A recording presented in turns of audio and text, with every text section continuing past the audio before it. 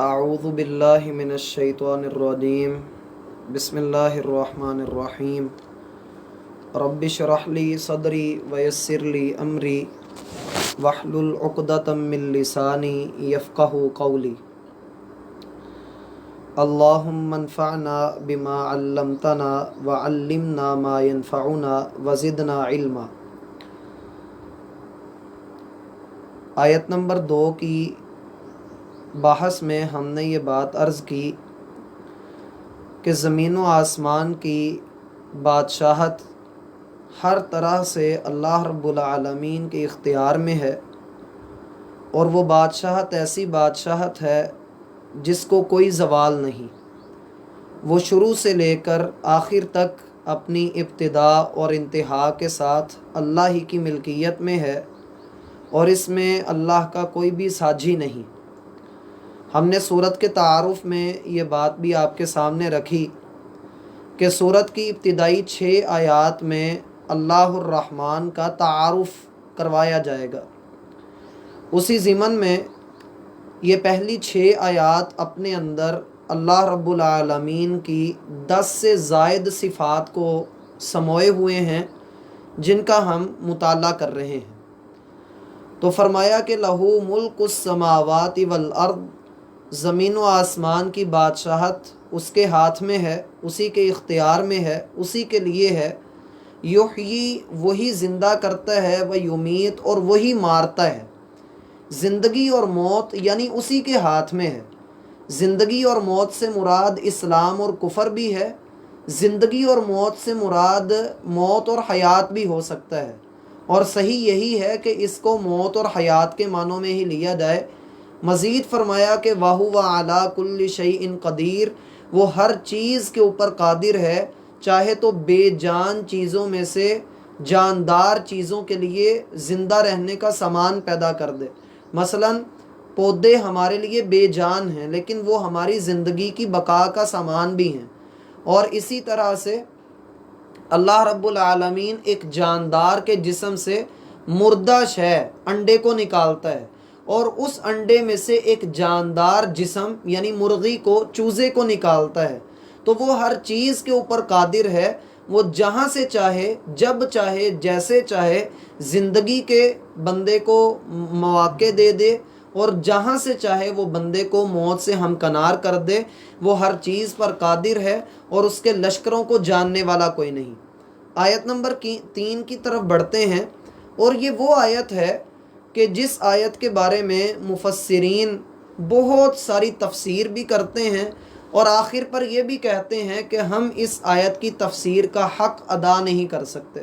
اور حقیقی بات بھی یہی ہے کہ آیت نمبر 3 سورۃ الحدید کی اس قدر جامع آیت ہے کہ بعض اہل علم، جن میں سیدنا عبداللہ بن عباس رضی اللہ عنہما بھی شامل ہیں، وہ کہا کرتے تھے کہ یہ ایک اکیلی آیت 1000 آیات کے برابر ہے۔ کیوں؟ اس لیے کہ اس میں اللہ رب العالمین کی 5 صفات بیک وقت ذکر کی گئی ہیں۔ سب سے پہلی صفت ہے هو الاول، وہی سب سے پہلا ہے، یعنی وہ سب سے پہلے ہے، جب کچھ نہیں تھا تب بھی وہ موجود تھا۔ والآخر، وہ آخری ہے، یعنی جب کچھ نہیں ہوگا تب بھی وہ موجود ہوگا۔ والظاہر، اور وہ ظاہر ہے، ظاہر سے مراد وہ سب پر غالب ہے، سب پر غلبے والا ہے، سب سے بلند ہے۔ اور ظاہر کا ایک معنی یہ بھی لیا جا سکتا ہے کہ ظاہر سے مراد یہ کہ کائنات کی وسعتوں کے اندر ہمیں ہر طرف اللہ سبحانہ و تعالیٰ کی بنائی ہوئی تخلیقات نظر آتی ہیں، اور ان کو دیکھ کر ہم اللہ کو پہچانتے ہیں۔ در حقیقت فطرت ہمیں دعوت دیتی ہے کہ ان امور کا، زمین و آسمان کا، ہواؤں کا چلنے کا، بادلوں کی حرکت کا، مینہ کے برسنے کا، اپنی تخلیق کا، اپنے جسم و جان کا، اس کے اوپر تدبر کرو، اس کے اوپر غور کرو، تو تمہیں احساس ہوگا کہ یقیناً کوئی ہے جو اس نظام ہستی کو چلا رہا ہے، اور یہی اللہ رب العالمین کا ظہور ہے۔ اور ظاہر کا معنی ایک ہوتا ہے مدد کرنا بھی، اللہ رب العالمین ہی مدد کرنے والا ہے۔ اور مزید یہ کہ والباطن، اور وہ چھپا ہوا بھی ہے۔ چھپا ہوا اس اعتبار سے کہ وہ ہمیں نظر نہیں آتا، لیکن اس کے باوجود اس کی قدرت، اس کا اختیار، اس کے تصرفات اور اس کا علم اور اس کی قوتیں، اس کا غلبہ ہم سب کے اوپر حاوی ہے۔ اور پانچویں صفت یہ کہ وَهُوَ بِكُلِّ شَيْءٍ عَلِيمٌ، وہ ہر چیز کو خوب اچھی طرح سے جاننے والا ہے۔ یہ 5 صفات ذکر کی ہیں۔ نبی صلی اللہ علیہ وسلم نے ان 5 صفات کو احسن انداز سے ایک دعا کے اندر اللہ سے مانگا ہے۔ مثلا آپ کہا کرتے تھے اللہم رب السماوات السبع ورب العرش العظیم، اے اللہ جو 7 آسمانوں کا اور زمین کا عظمتوں والا رب ہے، ربنا ورب کل شیء، ہمارا اور ہر شے کا رب، فالق الحب والنوا، دانے کو اور گندم کو پھاڑ کر اس میں سے پودے نکالنے والا، منزل التورات والانجیل والقرآن، تورات، انجیل اور قرآن کا نازل کرنے والا، انت الاول فلیس قبلک شیء، اے اللہ تو سب سے پہلے ہے، تجھ سے پہلے کچھ نہیں، وانت الآخر فلیس بعدک شیء، تو سب سے آخر پر بھی ہے، تیرے بعد بھی کوئی نہیں، وانت الظاہر فلیس فوقک شیء، اے اللہ تو سب سے بڑھ کر ظاہر بھی ہے، اے اللہ تجھ سے بڑھ کر مدد کرنے والا کوئی نہیں، اور تیرے علاوہ جو ہے تجھ سے اوپر کوئی چیز نہیں ہے، وانت الباطن فلیس دونک شیء، اے اللہ تو باطن بھی ہے، تیرے سوا، تیرے بعد کوئی شے نہیں ہے، اقضی عنا الدین، اے اللہ ہم سے قرضہ، ہمارے کندھوں سے قرض اتار دے، واغننا من الفقر، اور فقیری سے ہمیں غنا عطا کر دے۔ نبی صلی اللہ علیہ وسلم رات کو سوتے وقت اس دعا کا اہتمام کیا کرتے تھے۔ یہ دعا جو ہے یہ صحیح مسلم کے اندر آتی ہے۔ الباطن، الباطن کا ایک معنی ہوتا ہے پوشیدہ، جو عام طور پر ہم سمجھتے ہیں، اور یہاں یہ بات بھی ذہن میں رکھیے کہ الباطن کا یہ معنی قرآن کریم کے اندر بھی موجود ہے، جس کو بڑی مشہور آیت آپ نے بھی پڑھ رکھی ہے کہ لا تدرکہ الابصار وہو یدرک الابصار، آنکھیں، نگاہیں اس کو نہیں دیکھ سکتی لیکن وہ سبھی کو دیکھتا ہے، نگاہیں اس کو نہیں دیکھتی لیکن وہ سبھی کو دیکھتا ہے۔ اور اسی طریقے سے رسول اللہ صلی اللہ علیہ وسلم نے کھڑے ہو کر ایک مرتبہ 5 باتیں ارشاد فرمائیں۔ ان میں سے پہلی بات یہ تھی کہ اللہ عز و جل کبھی سوتا نہیں ہے اور اس کے لائق بھی نہیں کہ وہ سوئے، وہ ترازو کو جھکاتا ہے اور اسے اٹھاتا ہے، رات کا عمل دن کے عمل سے پہلے اور دن کا عمل رات کے عمل سے پہلے اس کی طرف اوپر لے جایا جاتا ہے، اس کا حجاب نور ہے، اگر وہ اسے ہٹا دے تو اس کے چہرے کی کرنیں تمام مخلوق میں جس چیز تک اللہ کی نگاہ دے سب کو جلا کر راکھ کر دیں۔ اور الباطن کی ایک تفسیر وہ ہے جو اللہ سبحانہ و تعالی نے سورہ قاف کے اندر ذکر فرمائی کہ ہم انسان کے بہت ہی قریب ہیں، کتنا قریب ہیں کہ اس کی شارگ سے بھی زیادہ اس کے قریب ہیں، لیکن انسان دیکھتا نہیں ہے اللہ کو۔ سمجھ آ گئی بات کی؟ یعنی کہ الباطن کا ایک معنی یہ بھی کیا جا سکتا ہے کہ اللہ رب العالمین علم کے لحاظ سے ہر چیز کے قریب ہے، اور علم ہم جانتے ہیں کہ دل کے اندر ہوتا ہے، تو اللہ رب العالمین اپنے علم کے اعتبار سے بندے کے بہت زیادہ قریب ہے۔ اگر آپ پڑھنا چاہیں تو پڑھ سکتے ہیں وَهُوَ عَلِيمٌ بِذَاتِ الصُّدُورِ، وہ سینوں میں چھپی ہوئی بات سے بھی خوب اچھی طرح واقف ہے، اور ہر چیز کو وہ جاننے والا ہے، جاننے والا کہ اللہ رب العالمین سورۃ الملک میں فرماتے ہیں کیا وہی نہیں جانتا ہوگا جو پیدا کرنے والا ہے؟ اور پیچھے ہم نے پڑھا کہ ہر چیز کا خالق و مالک اللہ ہے۔ آگے بڑی مشہور آیت ہے، فرمایا هُوَ الَّذِي خَلَقَ السَّمَاوَاتِ وَالْأَرْضِ، وہی اللہ ہے، وہی ذات کہ جس نے آسمانوں کو اور زمین کو بنایا 6 دنوں میں پیدا کر دیا اللہ نے۔ حالانکہ ہم یہ جانتے ہیں کہ اللہ رب العالمین کسی بھی کام کو اس کے لیے کرنا مشکل نہیں ہے، جب وہ کسی شے کا ارادہ کرتا ہے تو کہتا ہے کن فیکون، وہ کہتا ہے ہو جا تو وہ ہو جاتا ہے، تو یہاں 6 دنوں کا ذکر کیوں کیا؟ اہل علم نے اس کے بارے میں بہت ساری بحث کی ہے۔ پہلی بات یہ کہ یہاں پر جو ایام کا لفظ آیا ہے یہ وہ دن نہیں ہے جو عام طور پر ہمارے ہاں 24 گھنٹے کا دن ہوتا ہے، بلکہ اس سے مراد وہ دن ہے جو اللہ کے ہاں 50,000 سال کے برابر ہے۔ سمجھ آئی بات کی؟ 6 ایام، اس میں سے بعض قرآن میں چونکہ دونوں لفظ ہیں، ایک جگہ جی ابھی اس کو یوں نہ کریں، بات پوری سن لیں۔ قرآن ایک جگہ پر یہ بھی کہتا ہے کہ اللہ کے ہاں دن کی مقدار 1000 سال ہے، ایک جگہ پر 1000 سال کا ذکر ہے، ایک جگہ پر 50,000 سال کا ذکر ہے۔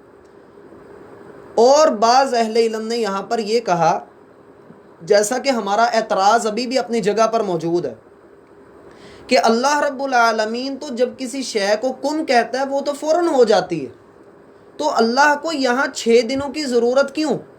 دوسری بات یہ ہے کہ ایک تو یہاں پر ایام سے مراد، میں نے کہا کہ یہ ہمارے دن نہیں بلکہ ان ایام سے مراد وہ دن ہوں گے، کیونکہ ذکر اللہ رب العالمین اپنے ایام کا فرما رہے ہیں۔ دوسری بات یہ ہے کہ یہاں ایام جو ہے وہ دور کے معنوں میں ہے، اللہ نے 6 ادوار میں اس کو پیدا کیا۔ مثلا اللہ رب العالمین نے جیسے انسان کو مختلف ادوار میں پیدا کیا ہے، مثلا یہ پہلے قطرہ تھا، پھر اللہ نے قطرے کو جو ہے وہ جمع ہوا خون بنایا، وہ جمع ہوا خون گوشت کا ٹکڑا بنا، پھر وہ ٹکڑا ہڈی کی شکل، یعنی یہ درجے ہیں، دور ہیں۔ تو بعض اہل علم نے یہ کہا کہ زمین و آسمان کو اللہ رب العالمین نے درجہ بدرجہ بنایا۔ ٹھیک ہوئی بات؟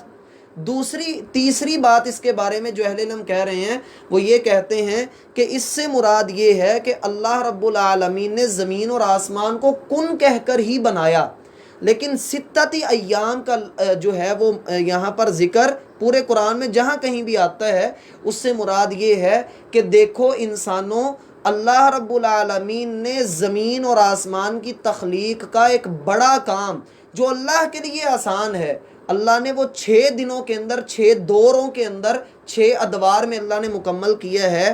تو تم بھی اپنی زندگی سے جلد بازی کو نکال دو اور تھوڑا تھوڑا تدریجاً، آہستہ آہستہ سوچ سمجھ کر کام کرو۔ بیسیکلی یہاں یہ معنی دیا جا رہا ہے، کیوں؟ اس لیے خلق الانسان من عجل، انسان کے اندر جلدی رکھی گئی ہے، یہ جلد باز ہے، یہ جلد باز واقع ہوا ہے۔ وَكَانَ الْإِنسَانُ عَجُولًا، انسان جلدی کر رہا ہے۔ سَأُرِيكُمْ آيَاتِي فَلَا تَسْتَعْجِلُونَ، اللہ کا فرمانا ہے جلدی نہ کرو، جلدی نہ کرو، تھوڑی تھوڑی کر کے ان قریب میں تمہیں اپنی نشانیاں دکھاؤں گا۔ موسیٰ علیہ السلام جب خضر علیہ السلام سے ملے تھے تو 3 واقعات ہوئے تھے، ایک انہوں نے کشتی توڑ دی تھی، بچہ قتل کر دیا تھا، اور ٹوٹی ہوئی دیوار کی مرمت کر دی تھی۔ تو موسیٰ علیہ السلام جلد بازی کی وجہ سے ان کے ساتھ نہ رہ سکے، تو رسول اللہ صلی اللہ علیہ وسلم فرماتے ہیں اللہ رحمت فرمائے موسیٰ پر، اگر وہ موسیٰ جلدی نہ کرتے تو اللہ ہمیں مزید کئی باتیں خضر علیہ السلام کی بدولت سمجھا دیتا۔ تو انسان جلد باز واقع ہوا ہے۔ تو فرمایا ثم استوى علی العرش، پھر اللہ رب العالمین عرش پر مستوی ہوا۔ جب زمین و آسمان نہیں تھے تو اللہ کا عرش کہاں تھا؟ پانی پر۔ اللہ کا عرش کہاں تھا؟ پانی پر۔ دلیل کہاں پر ہے؟ 12ویں پارے میں، وَكَانَ عَرْشُهُ عَلَى الْمَاءِ، اور اللہ کا عرش پانی پر تھا۔ زمین و آسمان کو پیدا کرنے سے قبل اللہ کا عرش پانی پر تھا۔ اب اللہ کا عرش ہے، استوا کا معنی ہوتا ہے بلند ہونا۔ اللہ رب العالمین عرش پر بلند ہوا، اور آپ جانتے ہیں کہ عرش کو 8 فرشتوں نے اٹھایا ہوا ہے، عرش کو 8 فرشتوں نے اٹھایا ہوا ہے۔ سورۃ الحاقہ میں پڑھا تھا ہم نے، عرش 7 آسمان کے اوپر ہے۔ یہ جنت الفردوس اس کے نیچے ہے، عرش کے نیچے جنت الفردوس ہے۔ اور پھر مزید یہ کہ اللہ رب العالمین عرش پر مستوی ہے، کس؟ ہاں جی، پھر اس کے نیچے آسمان۔ اللہ بہتر جانتا ہے، اللہ بہتر جانتا ہے اس کیفیت کو۔ میں وہی عرض کرنے لگا ہوں کہ اللہ سبحانہ و تعالی عرش کے اوپر مستوی ہے۔ وہ کیسے مستوی ہے؟ جیسا اس کی شان کے لائق ہے۔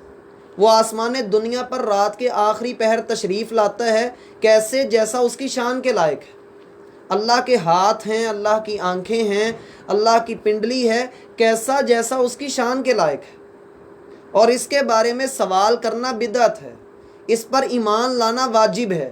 اس کی کیفیت ہم سے مجہول ہے، ہم نہیں جانتے ہیں کہ اللہ رب العالمین کا عرش کیسا ہے۔ ہمارا عرش پر بھی ایمان ہے اور اللہ سبحانہ و تعالیٰ کے وجود پر بھی ایمان ہے۔ بعض لوگ یہاں پر ٹھوکر کھا جاتے ہیں اور وہ یہ کہتے ہیں کہ نہیں جی اللہ کا وجود ہی نہیں ہے۔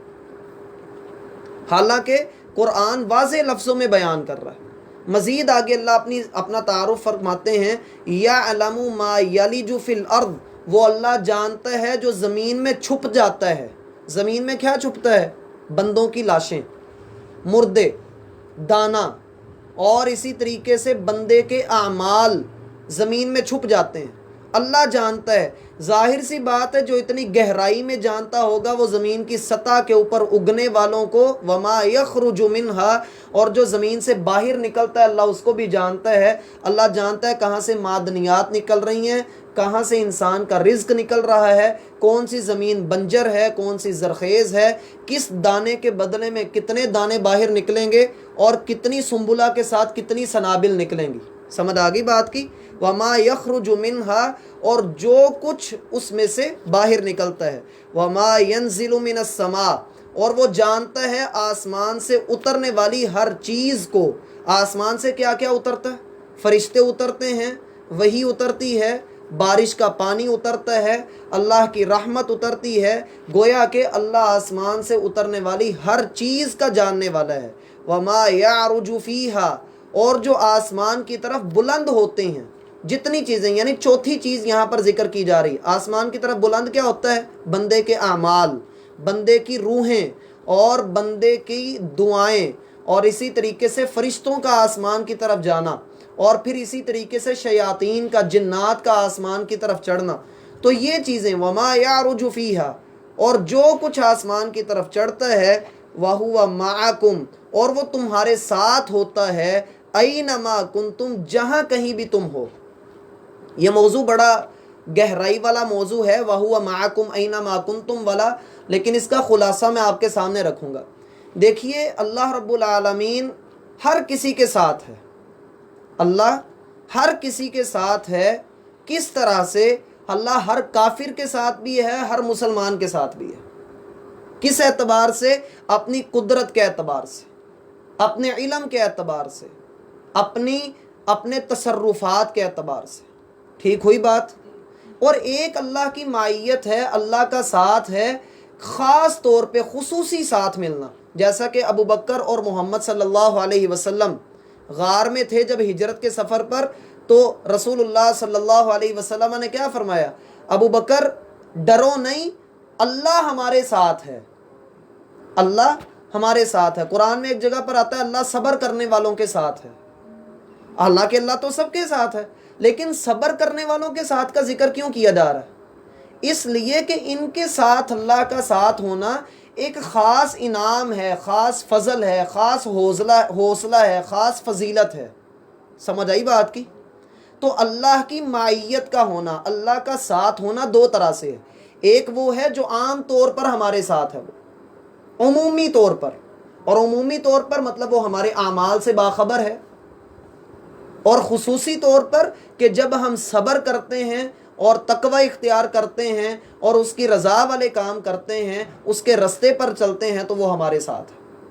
گویا کہ بندے کے دل میں حوصلہ ہوتا ہے کہ میرے ساتھ میرا رب ہے۔ اسی لیے تو کہا جاتا ہے حسبنا اللہ ونعم الوکیل، اللہ ہی ہمیں کافی ہے اور وہی سب سے بہترین کارساز ہے۔ مزید فرمایا واللہ بما تعملون بصیر، اور اللہ سبحانہ و تعالی ہر چیز کو تمہارے اعمال سے خوب باخبر ہے، جو تم کر رہے ہو، جو تمہارا کام ہے، اللہ رب العالمین اس کو خوب اچھے طریقے سے دیکھ رہا ہے۔ سمجھ آگئی بات کی؟ واللہ بما تعملون بصیر۔ کافی ہے آج کے لیے اتنا؟ میرے خیال سے اللہ کا تعارف پورا کر لیتے ہیں۔ لہو ملک السماوات والارض، یہ بات دوبارہ سے دہرائی جا رہی ہے کہ اسی کے لیے آسمانوں اور زمین کی بادشاہت ہے۔ وَإِلَى اللَّهِ تُرْجَعُ الْأُمُورِ، اور اسی کی طرف تمام تر معاملات لوٹائے جاتے ہیں، اسی کی طرف تمام تر معاملات لوٹائے جاتے ہیں۔ اللہ کی طرف تمام تر معاملات کیسے لوٹائے جاتے ہیں؟ بندے کے اعمال اللہ کے سامنے پیش کیے جاتے ہیں۔ ہر سوموار اور ہر جمعرات کو بندے کے اعمال اللہ کے سامنے پیش کیے جاتے ہیں۔ شعبان کے مہینے میں بندے کے اعمال اللہ کے سامنے پیش کیے جاتے ہیں، اور اسی طرح سے کل قیامت کے دن بندے کے اعمال اللہ کے حضور پیش کیے جائیں گے۔ جی شعبان میں کب پیش ہوتے ہیں؟ شعبان کے مہینے میں کب ہوتے ہیں یہ اللہ جانتا ہے کون سی تاریخ کو. 15 شعبان کی فضیلت میں کوئی روایت نہیں. ہوں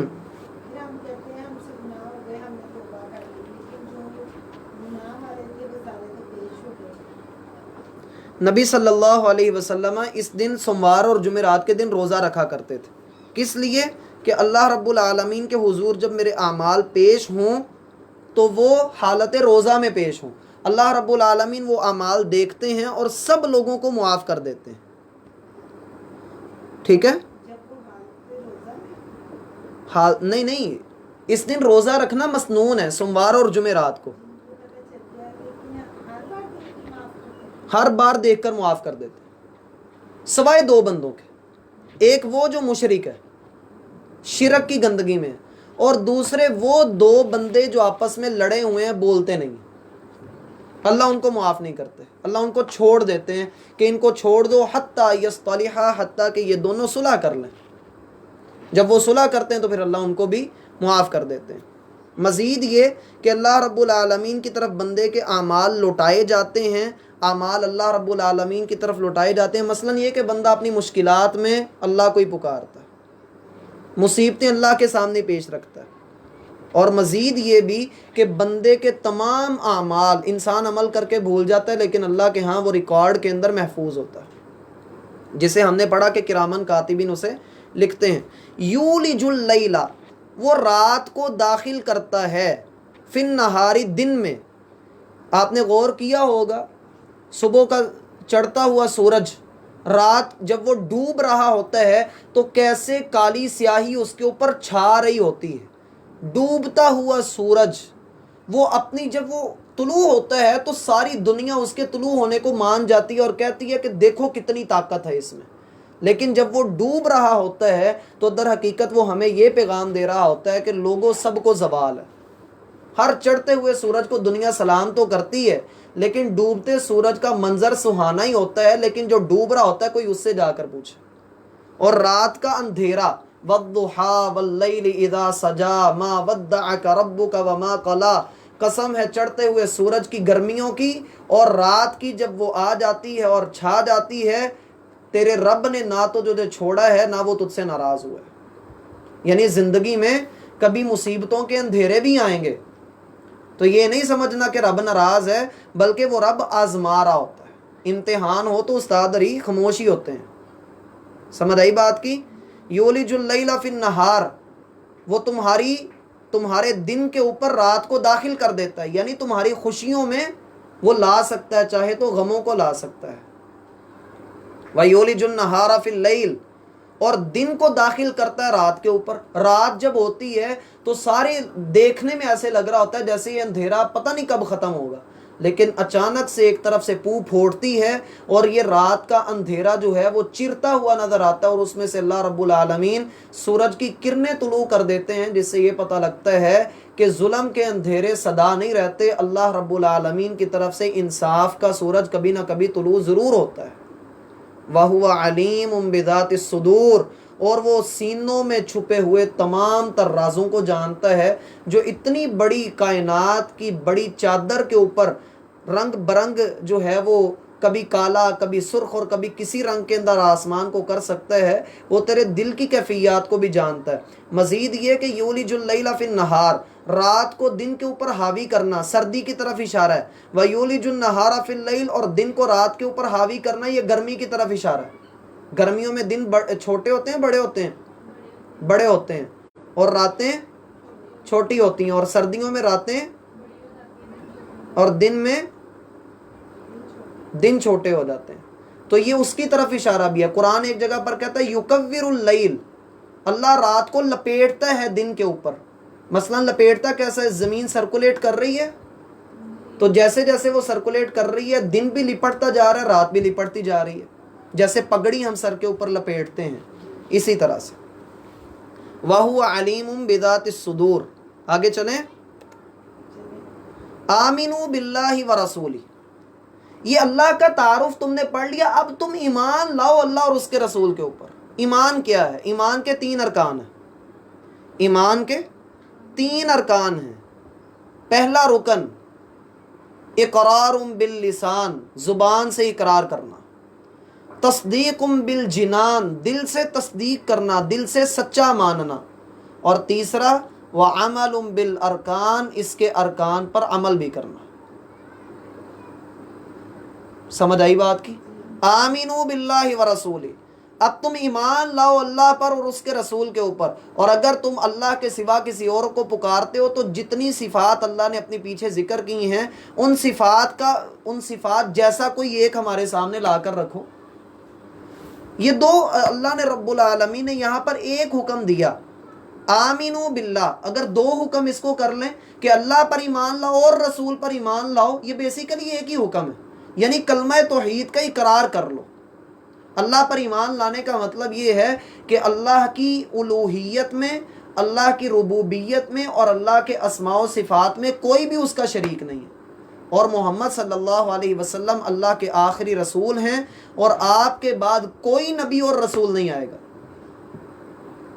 اور اگلا حکم ہے وَأَنفِقُوا، اور تم خرچ کرو، مِمَّا جَعَلَكُمْ، اس چیز میں سے جو جعلا اس رب نے بنایا، کم تمہیں، مستخلفین اس کا خلیفہ، اس کا نگران تمہیں اللہ نے بنایا، فیہ اس میں، اس مال میں، جس مال میں اللہ نے تمہیں نگران اور خلیفہ بنایا ہے اس مال میں سے خرچ کرو۔ نہیں، مالک نہیں بنایا، نگران بنایا، وہ سب اللہ کا ہے۔ دیکھیں ہمارے پاس جتنی بھی چیزیں ہیں نا وہ عارضی طور پر ہماری ملکیت میں ہیں، عارضی طور پر ہم جتنی مرضی رجسٹریاں کروا لیں، جتنے مرضی اسٹامپ لکھوا لیں، وہ ہیں عارضی طور پر۔ ادھر ہماری سانسیں بند ہونی اور وہ ہماری ملکیت سے نکل گیا، ہم فنا ہوئے تو ہماری وہ چیز ہماری دسترس سے نکل گئی۔ اور مال کی آفت اور مصیبت یہ ہے کہ انسان کماتا ساری زندگی اس کو ہے، اور جب فوت ہو جاتا ہے تو رشتہ دار اس کو تقسیم کر لیتے ہیں، حساب اس کو دینا پڑتا ہے۔ اور مزید یہ یہاں پر اللہ رب العالمین نے ایک بہت بڑی حقیقت کی طرف بھی اشارہ کیا ہے کہ دیکھو تم سارے کے سارے اللہ رب العالمین کے غلام ہو، اور غلام کبھی بھی ایسا نہیں ہوتا کہ مالک اس کو حکم دے کہ خرچ کر اور غلام کہے کہ میں نے نہیں کرنا، اس کے اوپر سانپ بن کر بیٹھ جائے۔ اللہ کہہ رہا ہے وَأَنفِقُوا مِمَّا جَعَلَكُمْ مُسْتَخْلَفِينَ فِيهِ، خرچ کرو اس چیز میں سے جس کا نگران اللہ رب العالمین نے تمہیں مقرر کیا ہے، تمہیں بنایا ہے۔ اور ایمان والوں کی یہ صفت ہے، وہ اللہ رب العالمین کے راستے میں خرچ کرتے ہیں۔ پہلے پارے کی پہلی آیات ہیں وَمِمَّا رَزَقْنَاهُمْ يُنْفِقُونَ، اور اس چیز میں سے خرچ کرتے ہیں جو ہم نے ان کو رزق عطا کیا ہے۔ سمجھ آئی بات کی؟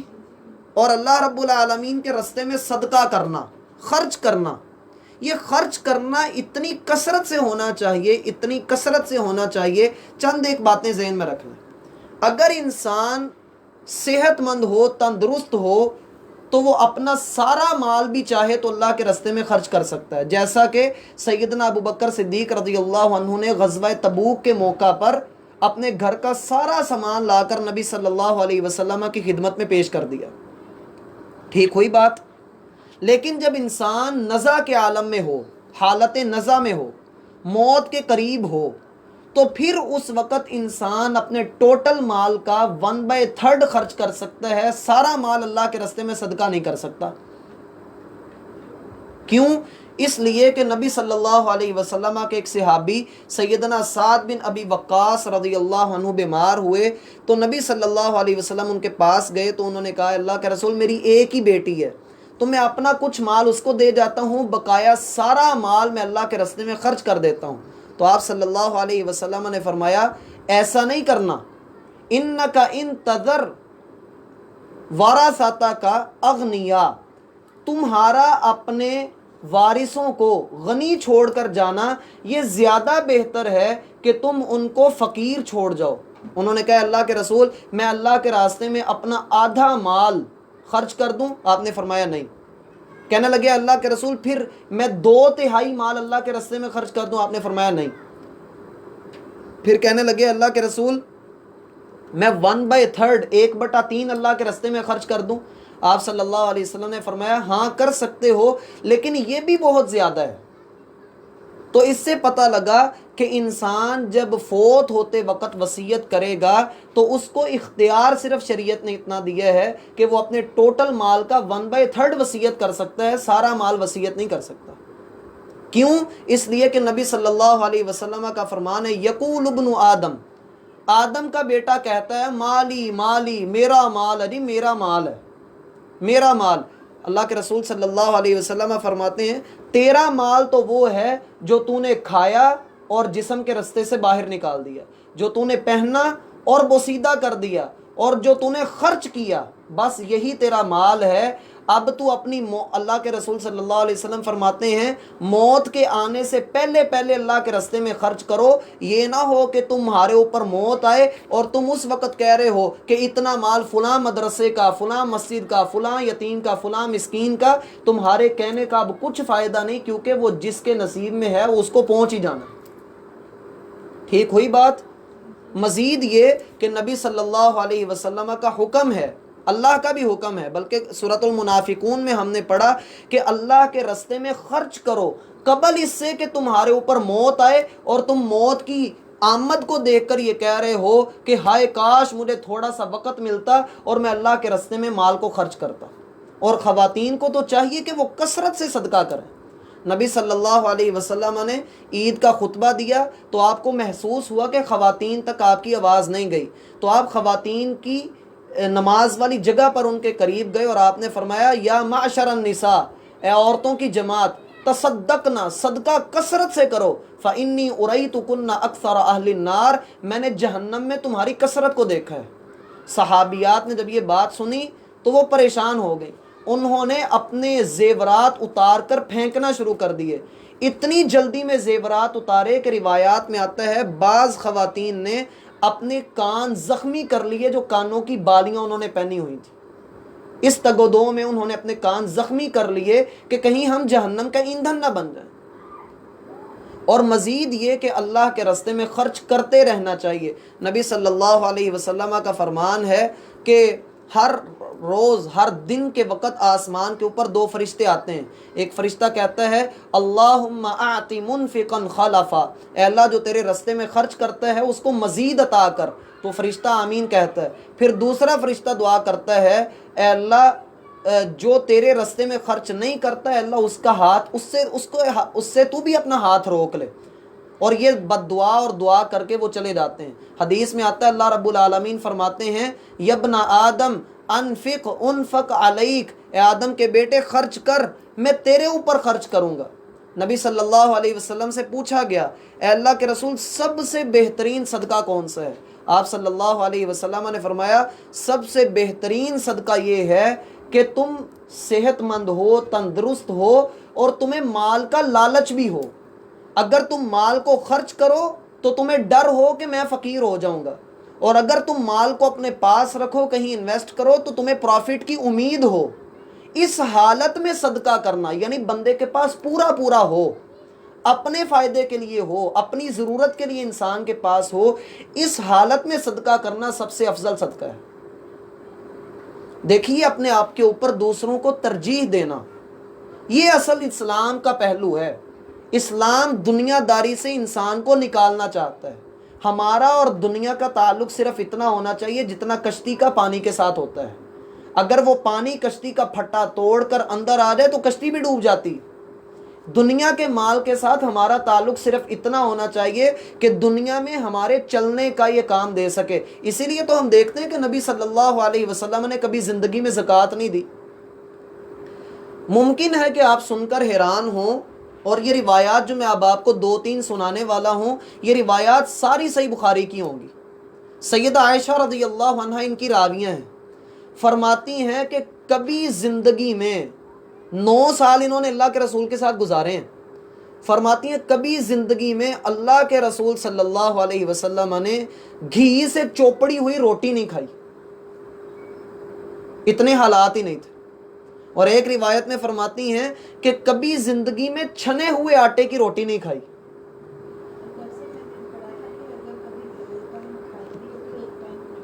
جی بالکل یہی حدیث میں آگے سنانے والا تھا۔ 2 ٹائم میں اگر کھانا کھایا تو 1 ٹائم میں وہ کھجور تھی۔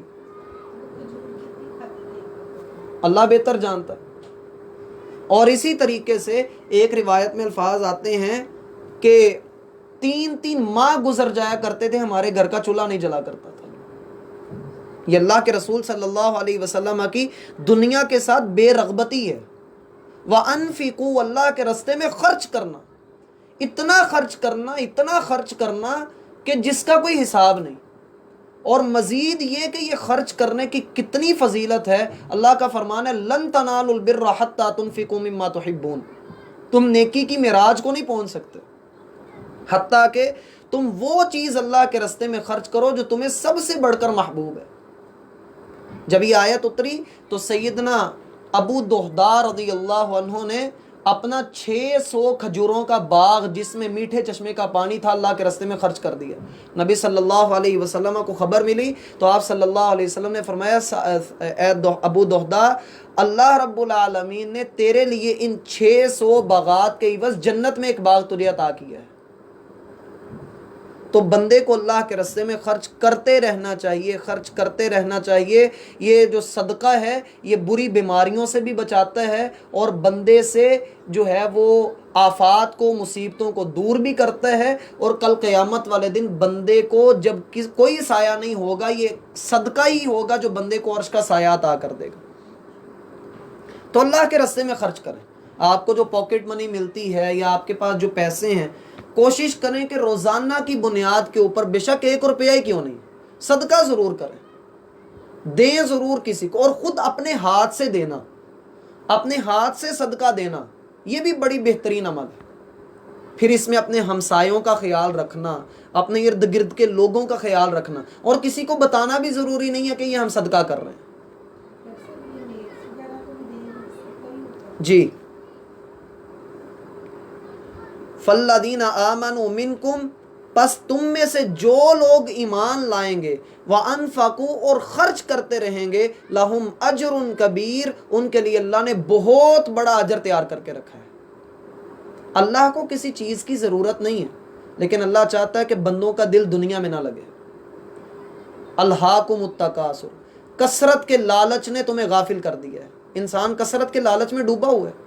لو کان لابن آدم وادیان من ذهب لابتغى ثالثا، آدم کے بیٹے کے پاس 2 سونے کی وادیاں ہوں تو یہ تیسرے کی تلاش کرے گا۔ نبی صلی اللہ علیہ وسلم فرماتے ہیں کہ آدم کا بیٹا وقت کے ساتھ ساتھ بوڑھا ہوتا جاتا ہے، لیکن 2 چیزیں اس میں جوان ہوتی جاتی ہیں، حب المال و حب العمر، بندے کا لمبی عمر کے ساتھ محبت کرنا یہ اس میں جوان ہو جاتا ہے، اور مال کی محبت اس میں جوان ہوتی جاتی ہے۔ مال سے محبت نہیں۔ نبی صلی اللہ علیہ وسلم کا فرمان ہے کافر تم پر ٹوٹ پڑیں گے جیسے بھوکا کھانے پر ٹوٹ پڑتا ہے۔ وجہ کیا ہوگی؟ تم دنیا کی محبت میں ڈوب جاؤ گے اور موت سے نفرت کرو گے۔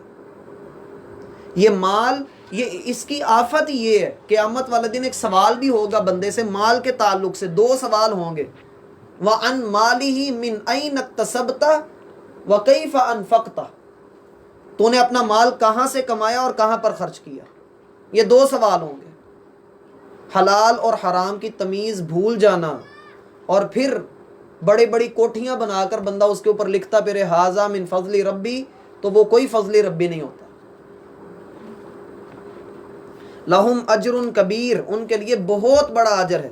وما لکم، اور کیا وجہ ہے تمہیں، لا تؤمنون باللہ، تم اللہ پر ایمان نہیں لاتے ہو، حقیقی معنوں میں اللہ رب العالمین کو تسلیم نہیں کرتے، اس پر یقین نہیں کرتے، اس پر ایمان نہیں لاتے، اس پر بھروسہ نہیں کرتے۔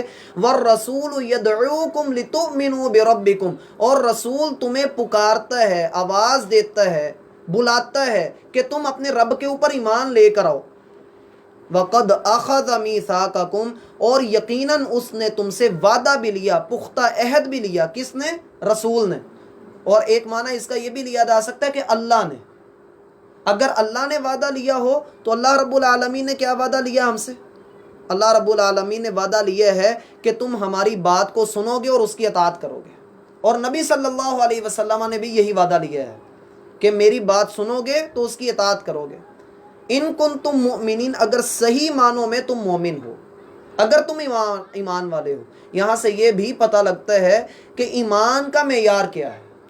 ایمان کا معیار سمع و طاعت ہے، سن لینا اور مان لینا۔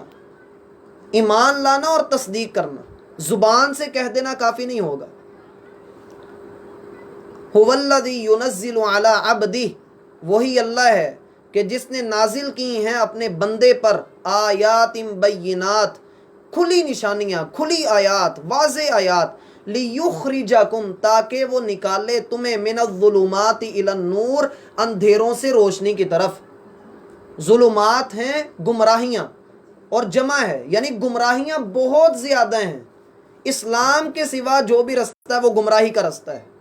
فرمایا اللہ رب العالمین نے اپنے بندے پر واضح نشانیاں نازل فرمائیں تاکہ وہ تمہیں نکالے کس چیز سے؟ اندھیروں میں سے روشنی کی طرف۔ گویا کہ روشنی ایک ہی ہے، اللہ ولی الذین آمنوا، اللہ مومنین کا دوست ہے، یخرج الذین آمنوا، اللہ ان کو نکالتا ہے اندھیروں سے روشنی کی طرف۔ وَإِنَّ اللَّهَ بِكُمْ لَرَؤُوفٌ، اور اللہ تمہارے ساتھ بڑا شفقت والا ہے۔ رؤوف شفقت ہے، اللہ تمہارے ساتھ بڑی شفقت کر رہا ہے۔ شفقت میں اور رحمت میں کیا فرق ہے؟ جیسا کہ آگے رحیم آ رہا ہے۔ آپ نے کبھی نہیں سنا ہوگا کہ باپ رحیم ہے، باپ کو شفیق کہا جاتا ہے اور ماں کو رحیم کہا جاتا ہے۔ شفقت کا معنی ہوتا ہے کہ ایسی محبت جس میں ڈانٹ کا عنصر بھی ہو۔ مثلا جب ہمارا بچہ جو ہے وہ سوئچ کے اندر انگلیاں ڈالتا ہے تو ہم شفقت کر کے اس کو کہتے ہیں پیچھے ہٹو، اور ڈانٹتے ہیں اس کو، یہ شفقت ہے۔ سمجھ آئی بات کی؟ ڈانٹنا، کسی کے فائدے کے لیے اس کو ڈانٹنا، جیسا کہ اللہ نے پیچھے ڈانٹا وَمَا لَكُمْ لَا تُؤْمِنُونَ بِاللَّهِ، کیوں نہیں اللہ پر ایمان لاتے تم؟ یہ شفقت ہے۔ ٹھیک ہوئی بات؟ رحیم اور رحمت ہے کہ اس نے اپنا رسول بھیجا اور وہ رسول واضح نشانیاں لے کر آیا، اور اس نے اللہ رب العالمین کی طرف سے ہدایت کا لیے واضح کیا۔ آج کے سبق کی اللہ، اور کیا یہاں فی سبیل اللہ سے مراد جہاد ہے، فی سبیل اللہ سے مراد جہاد ہے۔ ویسے تو فی سبیل اللہ کا معنی وسیع ہے، نیکی ہی فی سبیل السماوات والارض، حالانکہ جس کے خزانے ہیں وہ سارے کے سارے اللہ ہی کے تو ہیں، وہ خود بخود اللہ کی ملکیت میں چلے جائیں گے۔ تم میں سے کوئی برابر نہیں ہوگی جس نے فتح سے پہلے خرچ کیا۔ وقاتہ سے مراد دو قول ہیں، ایک قول یہ ہے کہ فتح مکہ سے پہلے، فتح مکہ سے پہلے جن لوگوں نے اللہ کے راستے میں خرچ کیا اور جہاد کیا بڑے ہیں، بڑے درجے والے ہیں۔ بعض کا قول یہ ہے کہ صلح حدیبیہ سے پہلے، صلح حدیبیہ سے پہلے جن لوگوں نے اللہ کے راستے میں خرچ کیا اور اللہ کے راستے میں قتال کیا، کیوں ہے سے پہلے کا جو دور ہے مکہ کے 10 سال اور صلح حدیبیہ کے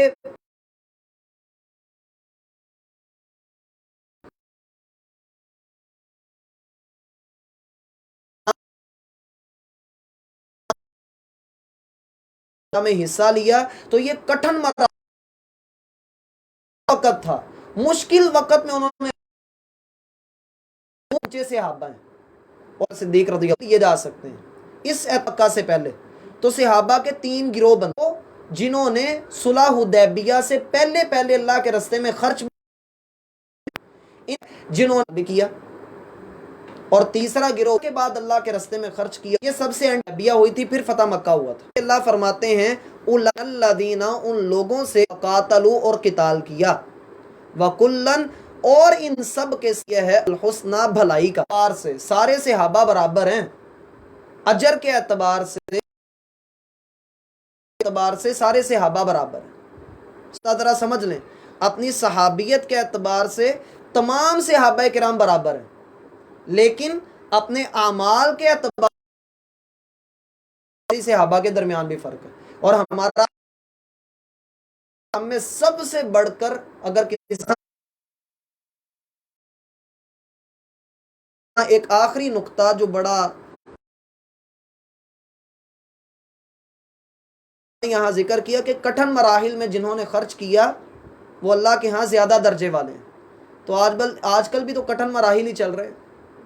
اگر ہم آج کل میں خرچ کرتے ہیں تو یقین آج کل خرچ کرنا زیادہ جی غیبت میں جس صحابی کے گھر میں ایک بندے کا کھانا کو اپنے گھر میں اور اس نے کو کھانا کھلایا تو اللہ نے اس کی شان میں آیات نازل کر دی